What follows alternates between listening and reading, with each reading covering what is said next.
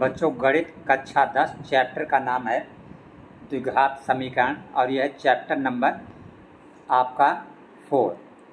तो इससे हमने बोर्ड एग्ज़ाम में 2 अंक वाले प्रश्न कल बताए थे, आपको 4 क्वेश्चन बताए थे। आज जो हम क्वेश्चन बता रहे हैं आपको, ये भी 2 अंक वाले हैं। मतलब आपके बोर्ड के पेपर में 2 अंक वालों में ये प्रश्न आते हैं। तो आज जो आप क्वेश्चन करेंगे ये विविक्तिकर से संबंधित हैं। आपको दिया होगा क्वेश्चन बोर्ड के पेपर में और पूछेगा कि बताइए इसका विविक्तिकर क्या है, मूलों की प्रकृति बताइए। प्रकृति का मतलब मूल वास्तविक हैं, समान हैं कि भिन्न भिन्न हैं कि काल्पनिक हैं। तो उसके लिए आपको ये टेबल याद रखना है, इसको अच्छी तरीके से याद कर लो, कोई भी सवाल गलत नहीं होगा। अगर आपसे पूछे कोई प्रश्न दिया हो, जैसे मान लो ये प्रश्न कोई दिया हो x² - 3x + 5 और कहे इसका विविक्तिकर ज्ञात कीजिए, तो विविक्तिकर का सूत्र ये होता है, विविक्तिकर को d से दिखाते हैं। आप ये सूत्र लगा देंगे d = b² - 4ac। जब सूत्र लगा देंगे तो आपका d निकल आएगा, मतलब विविक्तिकर निकल आएगा। जहाँ पे a होता है x² का गुणांक, b होता है x का गुणांक और c होता है अचर पद। अब जब भी आप d निकालेंगे, कोई भी सवाल हल करते हैं तो या तो आंसर 0 आता है या प्लस में आता है या माइनस में आता है।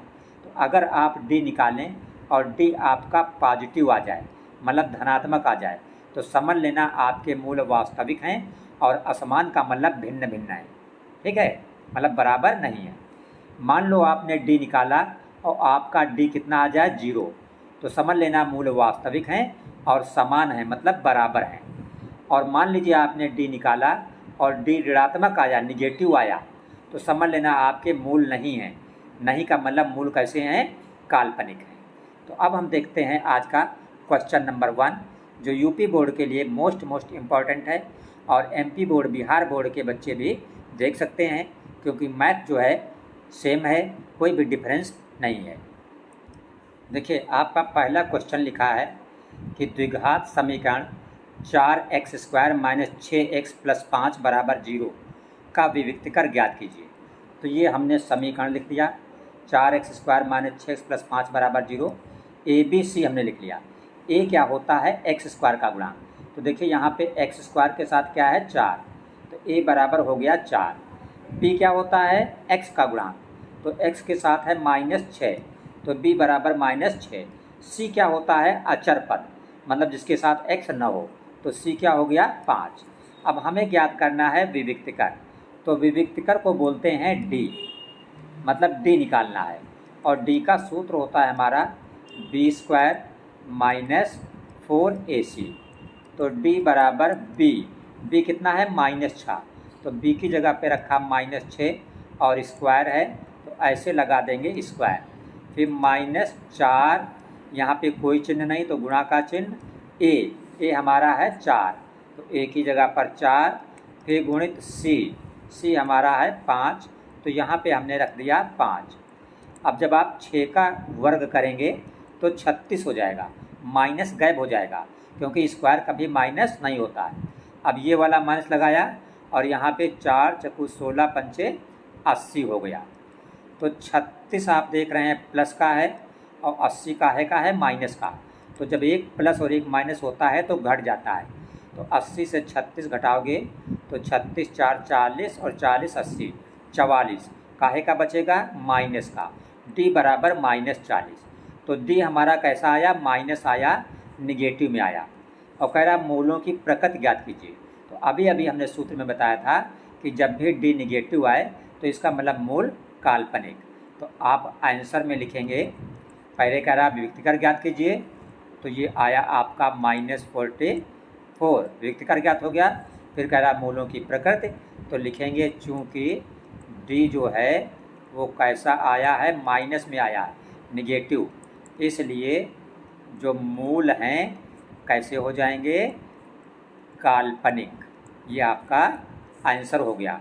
जब भी d निगेटिव आए तो आप लिखिएगा मूल काल्पनिक है। देखिए, दूसरा क्वेश्चन आपका कह रहा है, ये देखिए समीकरण हमने उठा के यहाँ पे रख दिया है। समीकरण आपका ये वाला क्या है? 3x² minus 12x plus 2m बराबर 0। कह रहा है इसके मूल बराबर हैं, ये दिया हुआ है, मूल क्या है, बराबर हैं। यहाँ पे आपको क्वेश्चन में दिया है कि मूल जो है वो कैसे हैं, बराबर हैं।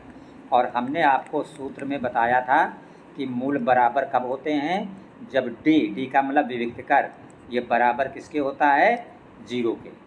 जब भी आपको क्वेश्चन में लिखा हो कि मूल बराबर हैं तो आप तुरंत लिख देना d बराबर 0। अब d की जगह पे क्या लिख दोगे, d का मतलब होता है b² माइनस 4ac, बराबर की जगह बराबर और 0 की जगह पर 0। और कह रहा m का मान ज्ञात कीजिए। तो यहाँ पे देखिए इस समीकरण में a बराबर क्या है 3, b बराबर क्या है -12 और c अचर पद क्या है 2m। तो यही a b c के यहाँ पे मान रख देंगे।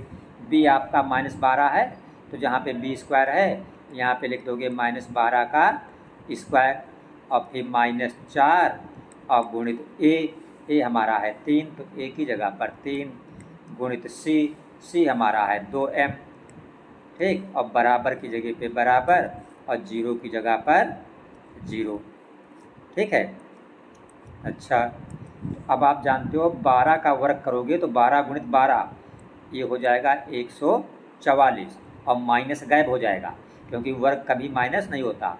फिर ये वाला माइनस लगा दो, 4 3 12 दूना 24 और साथ में क्या है m बराबर क्या है 0। अब अगर -24m इधर आएगा तो क्या हो जाएगा प्लस का 24m, तो इधर सिर्फ 144 बचेगा।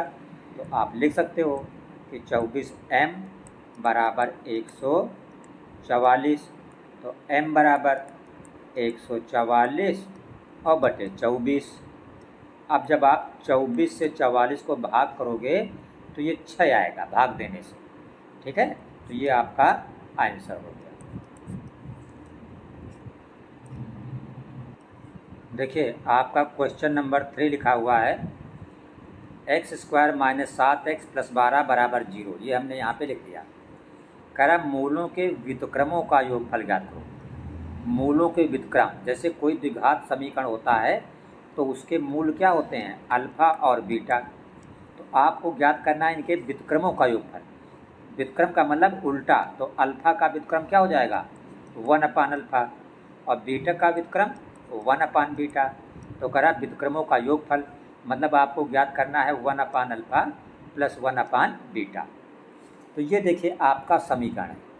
यहाँ पे अगर आप देखें a बराबर क्या है 1, क्योंकि x² का गुणांक कुछ नहीं तो a बराबर 1। b बराबर क्या है आपका -7, क्योंकि b होता है x का गुणांक। c क्या होता है अचर पद, c बराबर है आपका 12।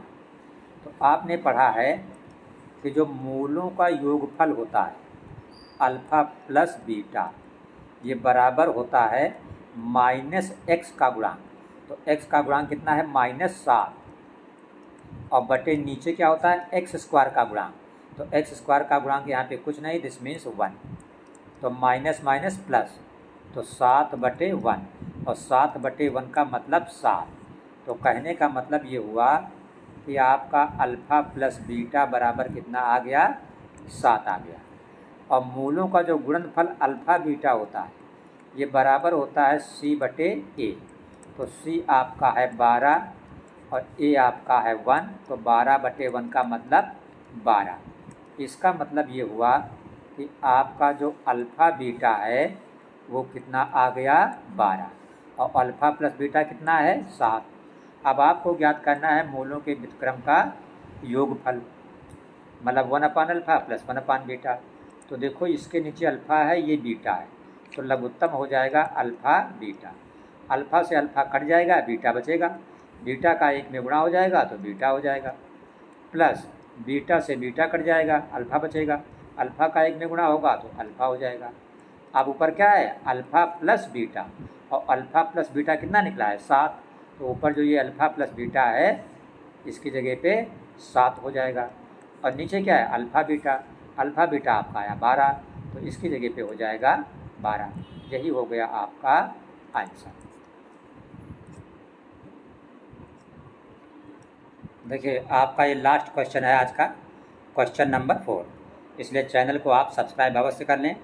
डेली रात में 8 बजे हम आपको मैथ की क्लास उपलब्ध कराएंगे, जो सिर्फ वो क्वेश्चन हैं जो आपके यूपी बोर्ड में पूछे गए।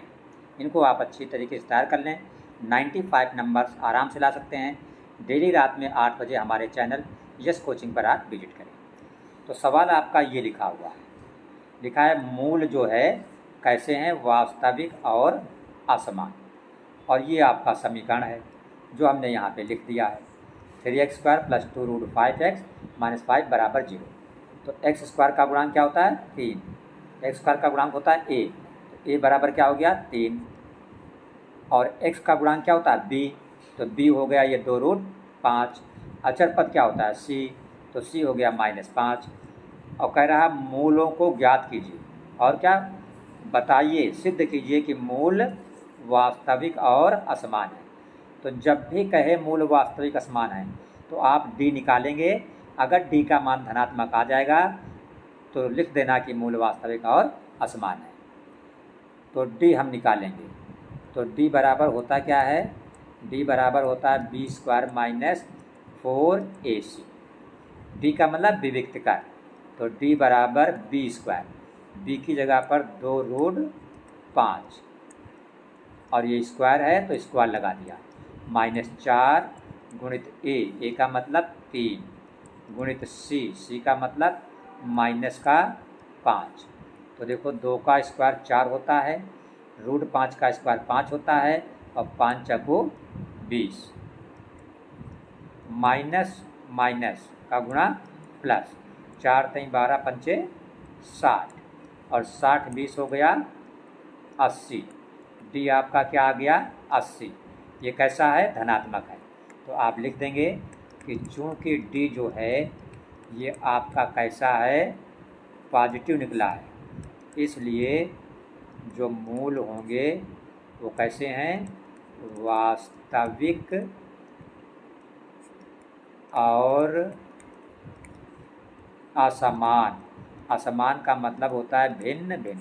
अब कह रहा मूलों को ज्ञात कीजिए, तो इसका आप गुणनखंड कर लेना, x का जो मान निकल आएगा वही आंसर हो जाएगा। ओके, गुणनखंड हम आपको बता चुके हैं। फिर भी अगर ना समझ में आए तो कमेंट करके आप हमसे पूछ सकते हैं, हम फिर से उसको आपके लिए अवेलेबल करा देंगे। ओके।